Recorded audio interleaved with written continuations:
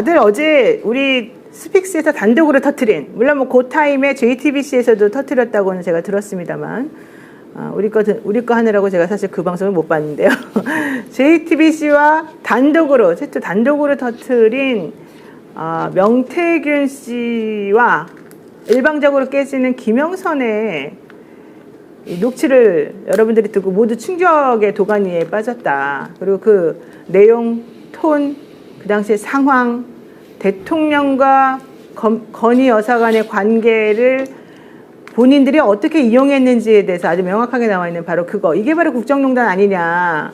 이렇게 생각할 정도로 당시 충격을 받았는데요. 그 내용 한번 먼저 들어보시고, 저희가 어제 사실은 그거 들려주는데 너무 집중하다 보니 그러한 말이, 둘 간에 오고 가는 말이 무슨 뜻인지 깊이 있게 분석을 못 해드린 것 같아서, 깊이 있는 분석의 대가 전교안 대표, 남들이 절대 알아내지 못하는 거를 콕콕 찾아서 우리에게 참교육시켜주는 전교안 대표에게 그 내용이 무슨 뜻인지 한번 들어보는 시간까지 가지겠습니다. 한번 들어보시죠.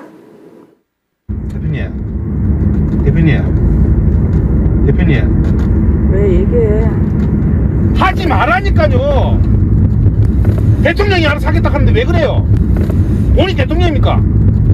내가 지시받았다 이제 못안 내려왔다 했잖아. 본인 그러면 김건희한테 얘기하죠 그러면. 장난하는 것도 아니고 진짜. 2번이나 전화 왔어요. 2번이나 정리해달라고. 김건희 딱 붙어야 본인이 다음에 육선을 할 거 아닙니까? 시킨 대로 해야. 어디 붙어야 먹고 산다고 내가 얘기해.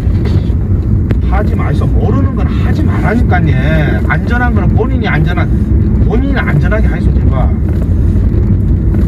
본인이 왜 판단합니까? 오야가 위에서 쏘락하면 쏘야지. 본인이 오야입니까? 본인 그 김건희한테 가서 김건희한테 뭘 말이라도 똑바로 해요. 김건희가 권력을 쥐고 있잖아요. 권력진 사람이 오다를 내리는데 본인이 왜 잡소리 합니까? 하지 말라는 게 아니잖아. 본인 거 다 윤석이랑 온천해서 윤석이 뭐라 할줄 압니까 나한테? 시키면 왜 시킨 대로 안 합니까 자꾸? 본인 생각이 왜 필요해요? 이렇게 답답하게 정치를 진짜. 누가 오다를 준단 말입니까 오야가?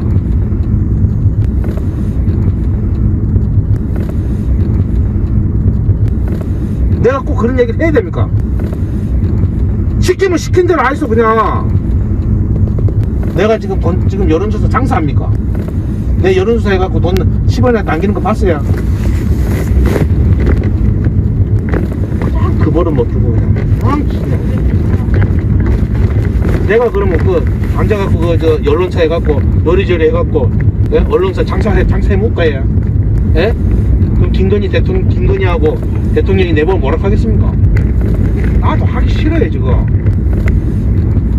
그래 해야 대표님도 공천받고 다른 사람도 하고. 내가 대통령한테 그러면 대통령이 지금 됐는데 당신은 정권 교체해서 여론이 적으니까 그냥 이해하고 그래 하소 이래 할까야. 김영선이가 이래 하라는데 아직도 본인이 뭘 잘못했는지도 모르.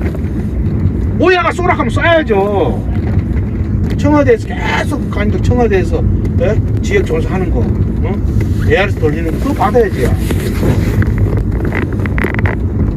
내가 임원을 남거나 돈을 벌거나 어떤 행위를 하게 되면 대표님하고는 아무도 공천 못 받아요. 오로지 대통령하고 사모님 위해서 모든 걸 희생했어야 그래야 거기에 대한 반대급부를 받을 수 있는 거예요. 내가 장사 잘하고 할 수 있어요. 내가 김건희한테 윤석열한테 돈 받은 거 있습니까? 예? 그러니까 내가 가서 김영수이 공천 달라고 하고 저 공천 달라고 이야기할 수 있는 거지. 예? 사람 촉도 모르는 것이 맞아.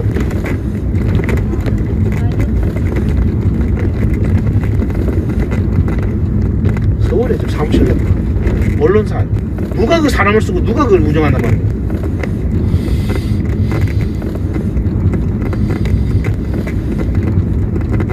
밤에 괜히 열받고 그러는데 시키는 대로 무조건 하겠다. 본인 육선되고 내하고 인연 끊고 그냥 마음대로 해도 돼요.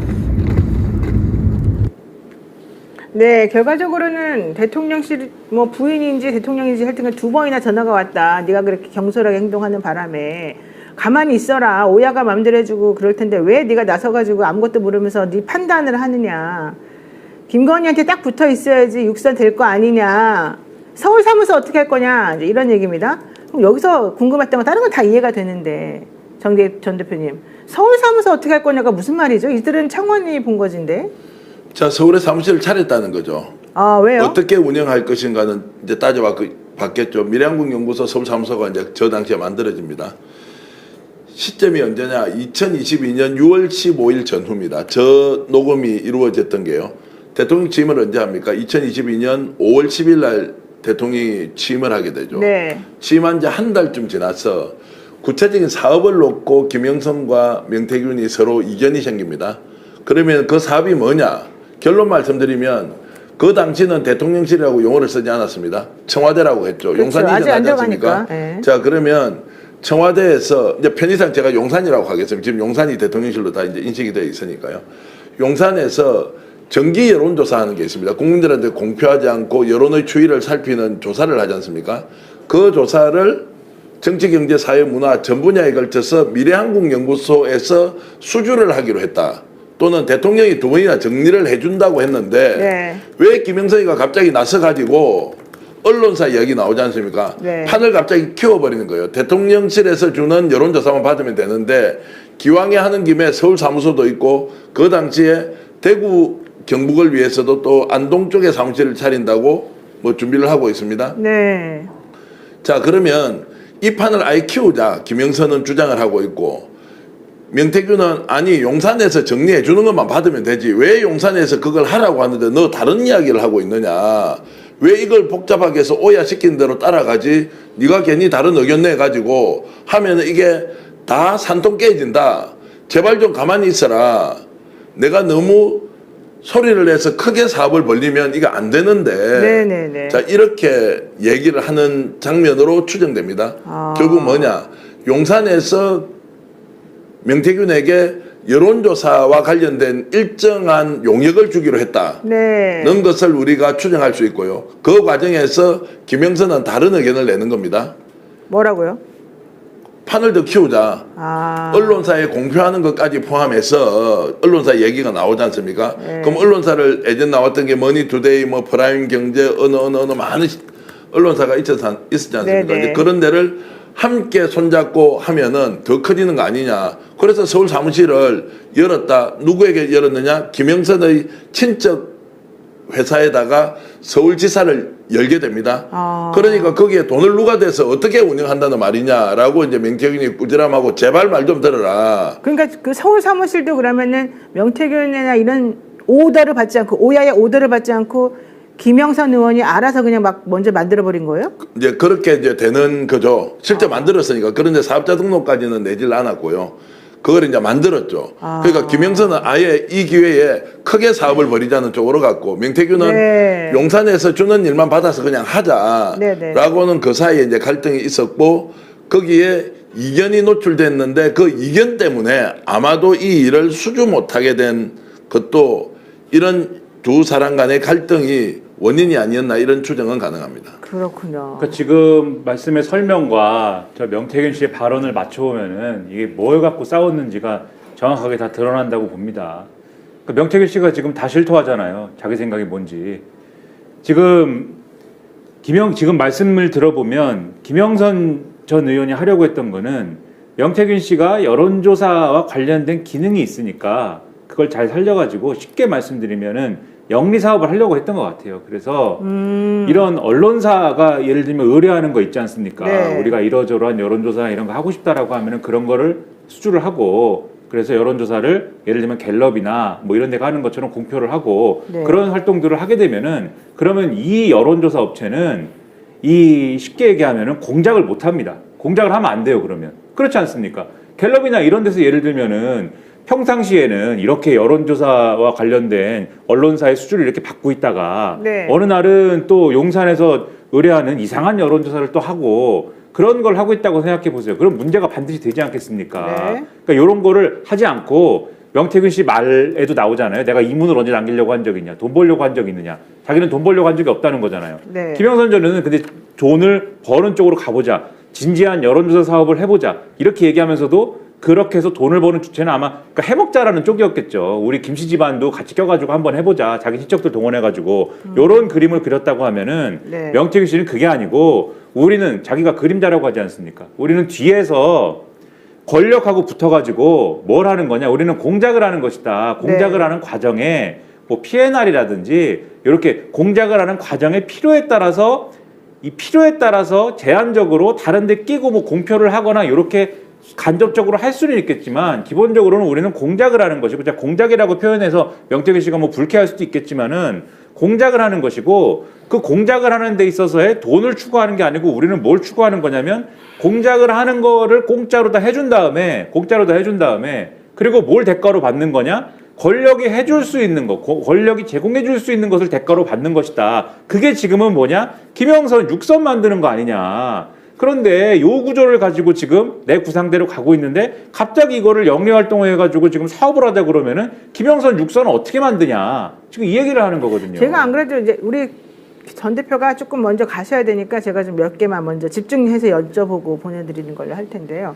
지금 우리 김이나 평론가 말을 들어도 그렇고 또 다른 분 얘기를 들어봐도 그렇고 제가 궁금했던 건 이겁니다. 그 공표용 조사 보고서가 있었었고 그다음에 비공표용 조사가 있었지 않습니까? 근데 강혜경 씨도 그렇고 명태균 씨도 조작 공표용 여론조사에 대해서는 조작이 안 이루어졌다고 얘기를 하는데 그 공표용 여론조사라고 하는 것의 기본은 예를 들면 머니투데이 의뢰로 PNR이 밀양국 연구소와 PNR이 조사합니다. 이제 이런 식으로 내보내는 게 공표용이에요. 그래서 그 문항 같은 거랑 전부 다 선관위에 미리 다 등록을 시켜서 튀는 거 인지당한 거 선관위가 체크를 해주면 현실적으로 그거를 다 고치고 난 다음에 이제 실제 설문을 가지고서 조사를 하는 방식이거든요. 그러면 그거를 나중에 결과가 나오면 그 머니투데이 회사 같은 머니투데이에 보고를 해요. 기사로. 그런데 그런 경우에는 머니투데이가 의뢰했다 그러면 의뢰한 사람이 돈을 내는 거잖아요. 통상적으로 그렇죠. 그래야 되잖아요. 예. 자, 그런데 지금 그 81번의 여론조사 중에서 50몇 번은 공표용이었는데 그것도 그렇고 다 돈을 안 냈다라고 이제 이쪽에서 얘기를 하니까 여당이나 대통령에서 이런 쪽에서 국민의힘 패널들이 나와서 얘기하는 거는 아니 의뢰를 안 했으니까 돈 안 내는 게 당연한 거 아니냐. 왜 그걸 가지고서 정치자금법 위반이라고 지정하냐. 이제 이렇단 말이에요. 그렇지만 머니투데이가 의뢰를 해가지고 만약에 정말로 이 사람을 대상으로 해서 여론조사를 해가지고 공표를 해서 신문에까지 나왔다면 머니투데이가 의뢰했으니까 머니투데이가 돈을 내든지 누군가는 돈을 내는 주체가 있어야 돼요. 근데 이 공표용 여론조사는 주체가 없어요. 돈을 낸 주체가 없어요. 그러니까 의뢰했다는 사람도 즉 의뢰했다는 그 언론사도 돈을 내지 않았고 그 언론사는 자기네가 의뢰했다는 말만 하지 실질적으로 돈은 안 내요. 당연히 그 대상이라고 얘기되는 이 대통령도 안 내. 대통령만 지금 사실은 좋은 상황인데도 불구하고. 자, 그런 상황인데 결국은 언론사하고도 그럼 유착된 게 아니냐라는 의심을 제가 지금 하고 있는 거예요. 이 여론조사는 일부러. 그래서 제가 머니투데이의 그런 여론조사를 별로 믿지를 않았는데 이번에 지금 서울 사무소 얘기를 하면서 서울에 우리 진출해가지고 어쩌고저쩌고 좀 하려고 했다 그러면 결국에는 그것도 지금 제가 의심했던 그런 부분과 같이 그런 언론사가 마치 공신력이 있는 것처럼 사람들에게 공표하면서 이거 괜찮은 거다, 이게 대자다라고 국민들이 알게끔 하는 그거하고 협잡해가지고 결국 자기네들 그런 식으로 한번 앞으로 대통령도 띄워보고 대한민국의 모든 여론조사를 우리가 가져와 보겠다. 이런 거 아니었을까? 제 생각이에요. 제 생각이. 그러니까 언론사를 끼워 넣으면 이제 두 가지죠. 하나는 언론사가 돈을 주고 조사를 시킬 테고 네네, 지금까지 그래야죠. 공짜로 다 내줬으니까 그것도 사실 위법 소지가 엄청나게 많은데 그거는. 자 돈을 줄 거고 두 번째는 지금 현재 명태균의 힘으로 언론사가 조인을 해서 밀양국 연구소를 통해 여론조사를 했잖아요. 네. 그 언론사가 얼마나 많은 이익을 보겠습니까? 이제 권력을 잡았어요. 정권을 잡았어요. 지금 국가가 지금 쓰고 있는 홍보 예산이 어마어마하잖아요. 수천억이잖아요. 네. 자, 여기에 대해서 뭔가를 가져올 수 있다고 생각하면 더욱더 적극적으로 언론사는 이 미래한국 연구소와 손을 잡고 일을 하고 싶어 하겠죠. 이걸 김영선이 본 거고요. 김영선은 그쪽으로 가자고 했는데 명태균은 본인의 이야기대로 청와대의 ARS 돌리는 거 우리가 받으면 되지. 왜 이거 무리하게 계속 키우느냐. 우리가 돈 버는 걸 알면 못 도와준다. 그렇지. 우리는 여론조사만 해서 조용하게 용산에서 나오는 일만 먹어도 되는데 왜 무리하게 당신이 키우려고 하는. 그러니까 지금 대통령이 두 번이나 정리를 해주지 않았느냐. 왜 말 듣지 않느냐. 오야가 시킨 대로 따라야지. 왜 네가 나서서 이 난리를 치느냐라고 했던 이제 부분이다. 그러면 크게 벌려서 돈을 버는 것. 아니면 조용하게 벌어서 이제 수면 아래 있다가 김이나 평론가 말씀대로 자 공천 당신 받으면 되는 거 아니야. 6선 받고 나면 너 네 마음대로 해라. 라고 이제 얘기를 하지 않습니까? 명태균은 이제 다른 생각이 하나 더 있었죠. 뭐냐면 그 당시에 친윤 쪽에서 윤한홍, 강재원, 권성동이가 전면적으로 권력 투쟁을 할 때예요. 그 6월달이 7월달이 윤리위에서 이준석 대표가 일종의 제명을 당하지 않습니까? 네, 네. 자, 성매매 뭐 의혹 사건이 터지고 막 이제 이런 과정에서 축출되는 과정에서. 네. 과정에서 이제 명태균 누굽니까? 이준석 그리고 김종인, 김건희 여사와 네, 네. 윤석열 대통령과 이제 소위 말하는 친윤 핵심들, 찐윤들 3인방 이 권력 투쟁을 벌이는 과정에서 엄청 내부 갈등이 심했죠. 그런데 좀 속되게 이야기하면 천지도 모르고 김영선은 갑자기 여론조사 판을 키워서 크게 사업을 하자 서울 사무소에 이미 등록도 해버리고 그러니까. 자기 친척 사무실에 이제 이런 상황까지 되니까 명태균이 이거 아니다. 제발 말 좀 들어라.